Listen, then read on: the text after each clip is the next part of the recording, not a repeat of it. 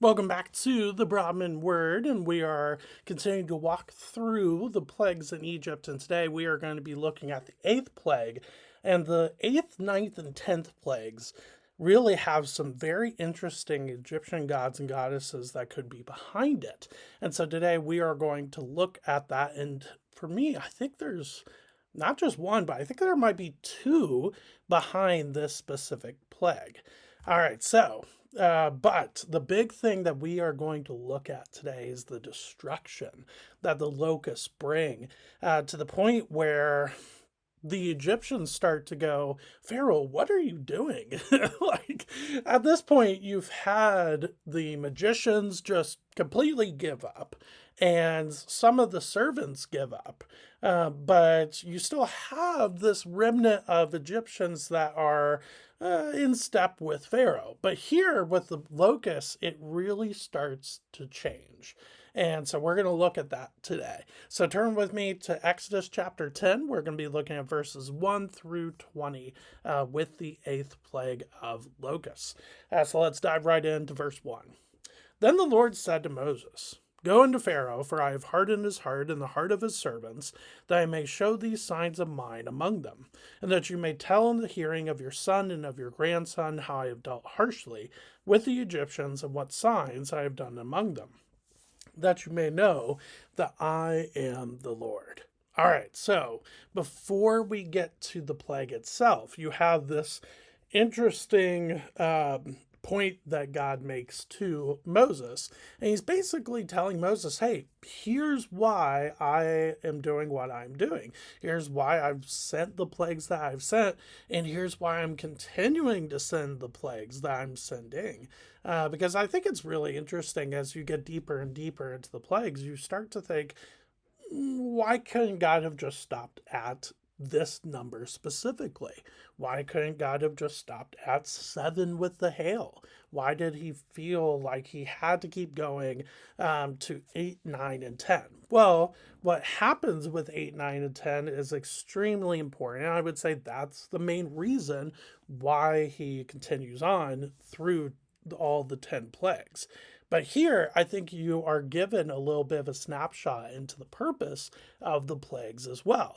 And for me, there's two things. First, he's trying to show the Egyptians, and for me, I think the Israelites too, he's trying to show the Egyptians that he is the only true God, that you may know that I am the Lord, at the end of verse 2. But the second reason, though, is to build this legacy of what God has done for the Israelites to the point where they can pass that on to their son and their grandson and their ancestors.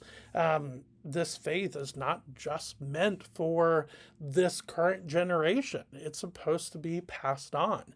And for us as believers and followers of Jesus, that's still the case today. Yes, you are absolutely supposed to teach your children and your grandchildren and your great grandchildren, but you're supposed to absolutely teach them what it means to follow after Jesus, who Jesus is. And I think that's really cool to see here in Exodus chapter 10 within our walkthrough of the plagues in Egypt. But now we get to the audience pattern that we've seen with Moses, Aaron, and the Lord having an audience with Pharaoh. And so pick up in verse 3. So Moses and Aaron went into Pharaoh and said to him, Thus says the Lord, the God of the Hebrews, How long will you refuse to humble yourself before me? Let my people go, that they may serve me. For if you refuse to let my people go, behold, tomorrow I will bring locusts into your country, and they shall cover the face of the land, so that no one can see the land. And they shall eat what is left to you after the hail, and they shall eat every tree of yours that grows in the field. And they shall fill your houses and the houses of all your servants and of all the Egyptians, as neither your fathers nor your grandfathers have seen from the day they came on earth to this day. Then he turned and went out from Pharaoh. All right, so the plague is here, and it is locusts, and it is going to be a massive amount of locusts too, so much so that they will cover the face of the land so that no one can see the land. Now, a lot of people have asked, when it's saying the land, are we talking about the whole land of Egypt? Are we talking about maybe the specific city that Pharaoh is residing in? Is that what we're talking about when it says land? That's a great question. I think for me, it's definitely, of course, where Pharaoh is residing. But when it says the face of the land, I think we're actually talking about the whole entire land of Egypt. This is supposed to bring about this incredible amount of agricultural destruction that they have never seen before. And what's interesting is that the hail, yes, it broke trees, but it didn't demolish everything when it comes to the agriculture that's in the land. It's broken it, and it's definitely really hindered it. But is it completely at waste? Is it completely gone? No, because that's where the locusts come in and they finish off the work that the hail started with the seventh plague. Now, what's interesting about this is what the Lord says at the very beginning with verse 3. How long will you refuse to humble yourself before me? I think this is just what a great reminder about how destructive pride can be. Because with Pharaoh, it's not just that he is refusing to let the Israelites go, it is his pride that is absolutely the foundation of all of this. And so for the Lord to not only see that, but then to go, why will you not humble yourself before me, is a massive statement. As we talked about when we first were getting close to the first plague and at the first plague as well, the reason why Pharaoh was so arrogant at the beginning and refused to let the Israelites go is because you would view the people that you have conquered or enslaved, including their gods or goddesses, you would view them as conquered. And so, for that, for Pharaoh, it would be crazy for him to humble himself before a conquered enemy. And so, by this point, with the eighth plague, it, God is basically saying, is it not clear that I am not conquered? And actually, I am the one who's in control this whole entire time. What a great, just huge rhetorical question here in verse 3 from God to Pharaoh. It's just this beautifully mastered, just plan that God has and that he has been putting together in Egypt and before the faces of the Egyptians and the Israelites as well. And speaking of Egyptians, though, this is where things start to turn. Verse 7. Then Pharaoh's servants said to him, how long shall this man be a snare to us? Let the men go, that they may serve the Lord their God. Do you not yet understand that Egypt is ruined? All right, so you had some of the servants of Pharaoh with the seventh plague leave the room to go and try to save livestock or people and their family from the destruction of the hail. What I'm kind of getting from this is that those servants from the seventh plague, yes, they could be part of this group here in verse 7.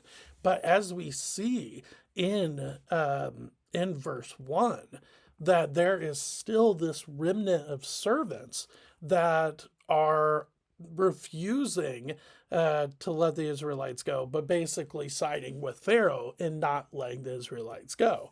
And so for me, when it says that then Pharaoh's servants said to him, I think it's almost like those servants that were still there and siding with Pharaoh are going, wait a second.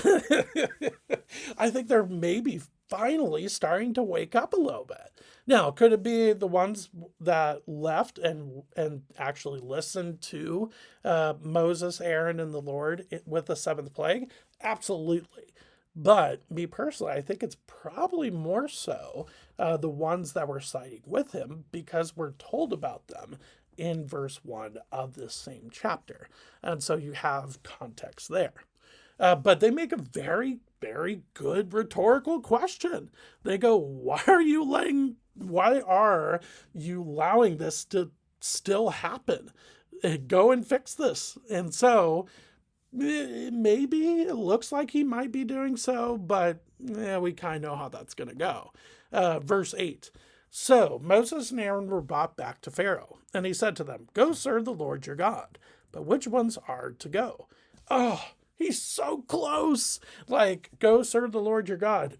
Awesome. That's what they've been asking for. But then he asks this question, but which ones are to go?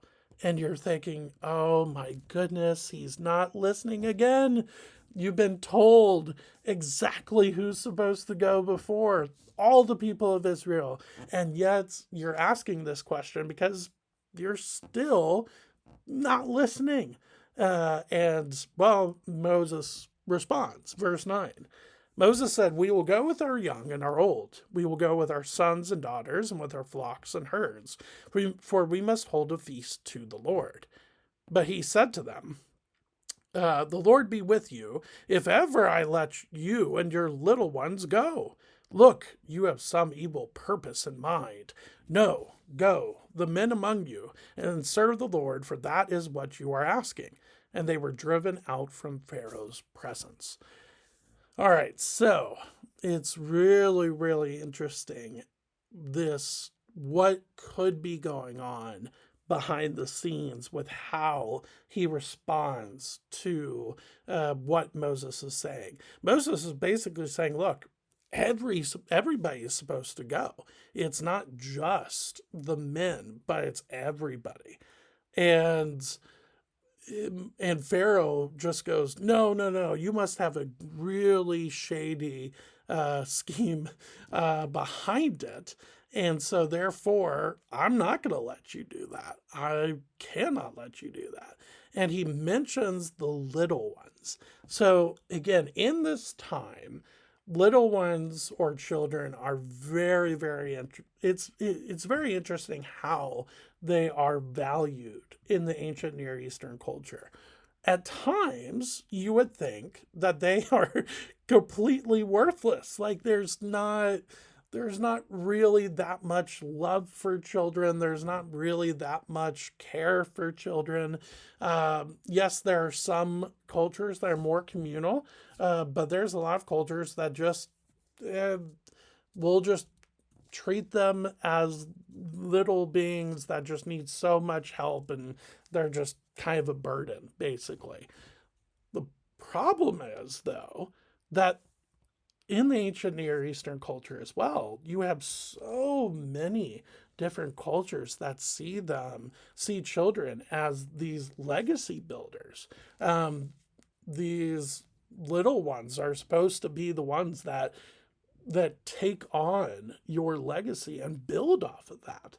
And so for me, it's interesting to see that dilemma, that clash with different cultures.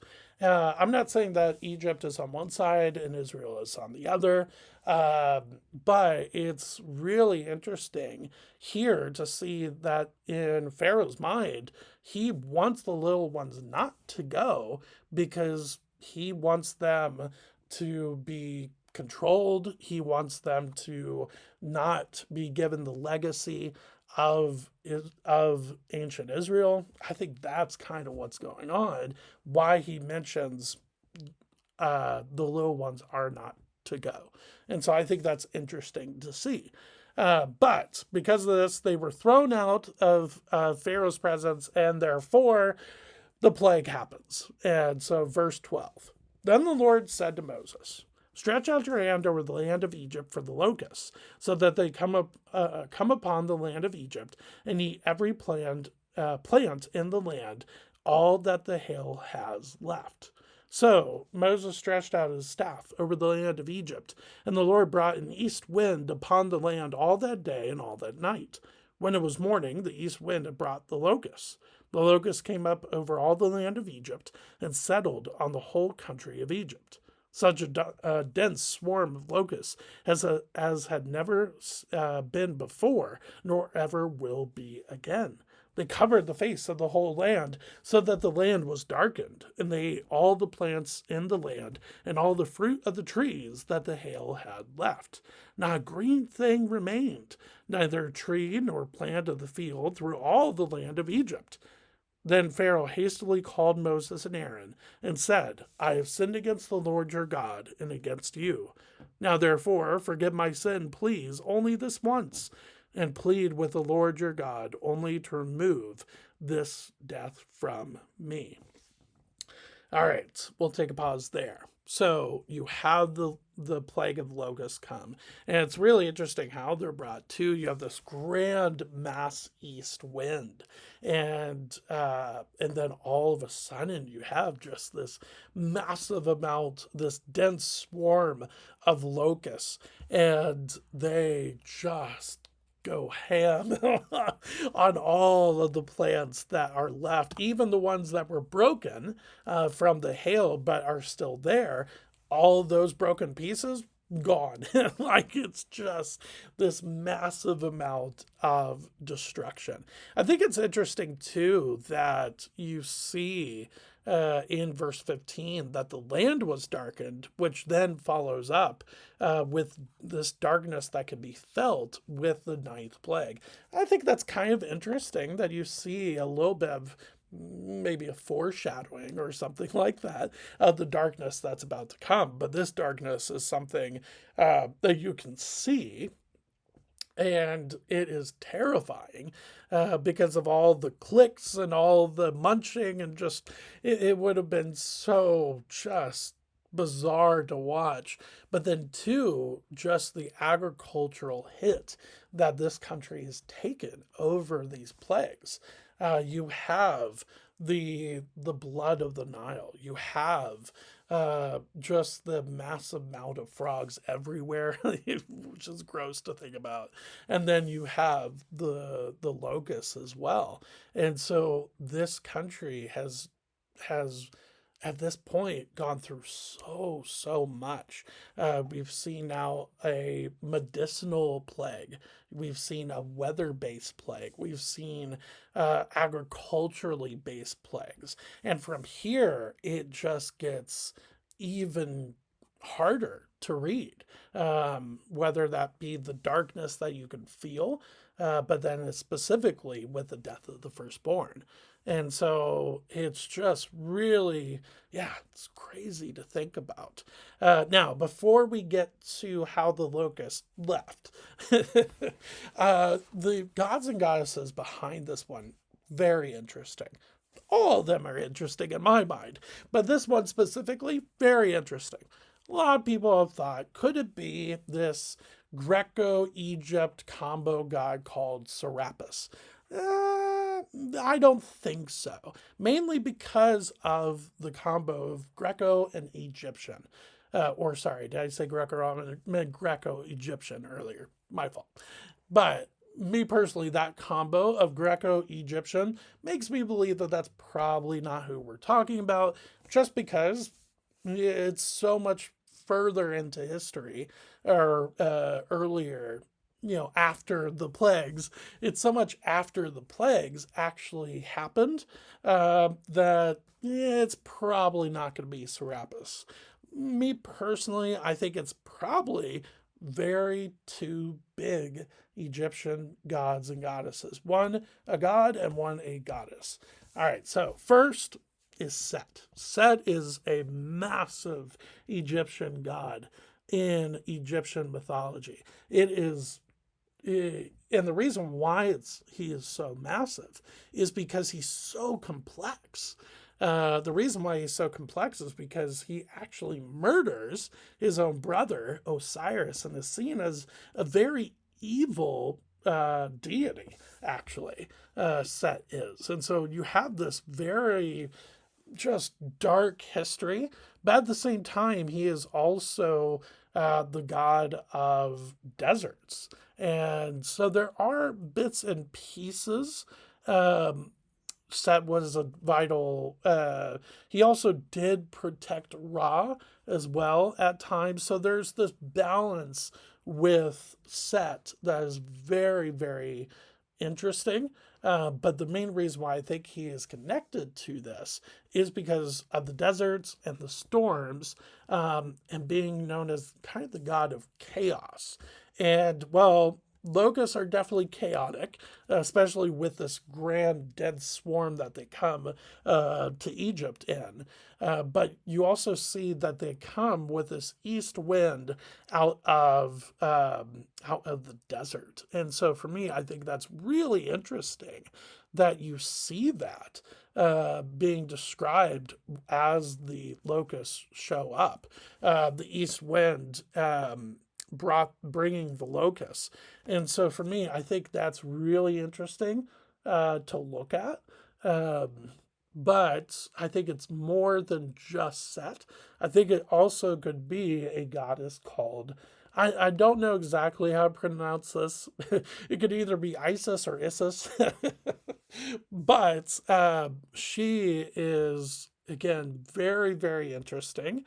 She is a goddess of fertility. She is a goddess of healing. She is sometimes connected with agriculture as well, which I think could be really, really interesting. For me, I think though it's the whole aspect of healing and protection that's where I think it's really interesting with the connection to Logos, because there is no connection, or sorry, there is no healing, there is no healing, there is no protection, because the locusts just go ham on the land of Egypt and eat the plants that were left behind from the hail and really just decimate the economy, and specifically the agricultural business in Egypt. And so I think that's really interesting to see Set and Isis or Isis behind this plague. I think that is really, really something to look at. Now, to look at, though, you have this plea by Pharaoh, which we've seen before. And Pharaoh says the right things, but in saying that, he gives himself away just a little bit. Um, with the plea in verse 17, this phrase, only this once, it it sounds good on the surface. It's like, okay, I finally have realized that I've been wrong all along, and so therefore I'm embarrassed by this. So please, just this once, forgive my sin and take away the locust, or take away the plague. The problem with this is that he's pleaded before to take away the plagues, and he said the right things, um, but yet he then turns from that. And it happens again, of course, because there's two more plagues following this. But I think that only this once makes you think that maybe he doesn't think that he was in the wrong from plagues 1 through 7. And it's just really interesting to look at. The other thing, too, I think that's interesting is the word only, after the phrase only this once, and plead with the Lord your God only to remove this death from me. It's almost like Pharaoh is highlighting that I just don't want to feel the pain that is going on. I don't really actually feel guilty, or I actually really don't feel like I've done anything wrong, but I want the pain that's going on to be gone. And to be honest, I kind of get that too. Like when I screw up, and I have consequences for my actions, I go, I hate this pain that I'm going through. But I haven't really come to grips on the weight of my sin. And so I think that's really interesting by just that one word only in verse 17. But Pharaoh does, Moses does what Pharaoh asks in verse 18. So he, being Moses, went out from Pharaoh and pleaded with the Lord. And the Lord turned the wind into a very strong west wind, which lifted the locusts and drove them into the Red Sea. Not a single locust was left in all the country of Egypt. But the Lord hardened Pharaoh's heart, and he did not let the people of Israel go. All right, so you have the same pattern of Pharaoh's flip flopping, but you also have, again, I think, an interesting foreshadow with the fact that the locusts are not just driven into a random place, but they are driven into the Red Sea specifically, which of course makes you go into Exodus later on, I believe with Exodus 14. Let me double check. Yes, so Exodus 14 is the crossing of the Red Sea. And so it makes you go, that's interesting. And again, it's not like God just picked a place on the map and said, Locusts, go there for some random reason. No, I think he does that, one, to get them out of the land and to have them to be taken out because Moses asked the Lord to do that. But I think it's more setting the stage for not only am I sending the locust into the Red Sea, I will send the Israelites, but also the Egyptians into the Red Sea as well, with only the Israelites, of course, surviving that. And so I think that's really, really interesting to take a look at. But that then connects to the ninth plague, which is darkness. And that is also very, very interesting. And it has, I would say, the biggest Egyptian god behind it, behind that plague. So we will take a look at that on Thursday. But thank you for spending a little bit of time with me today as we looked at the eighth plague, which was about locusts and the destruction that they brought, while also looking at Set and Isis or Isis, which might have been behind that. Or which might have been the spiritual war that was behind the plagues as well. But thank you for spending time with me. I will see you on Thursday. Thanks.